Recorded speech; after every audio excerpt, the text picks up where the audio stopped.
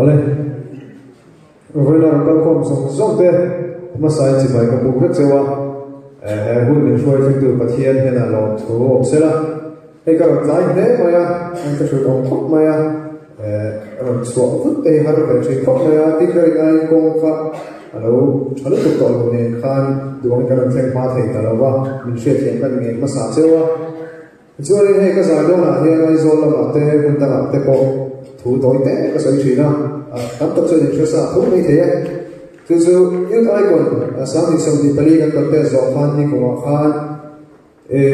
tâm tên rồi cái cần khoa đây cần về ngã đây nên duy cố chỉ là cái mà tất tiêu chuẩn cái duy tấm lỗ mình định mình thu mặc cái chiếc cái duy thế à chúng ta cho thì thu kết bắt các cái này về à tối tế thì à chú rủi ro thế rồi hiện thế này thế này chú cái giải số là không số nào thấy chết là xây chùa và xây làm được chỉ là với nhà tôi hiện tuy rằng là mì chưa mai là con không thế cần số vài hiện rủi ro thế rồi cần đến thế à rủi ro thế rồi cần đường đi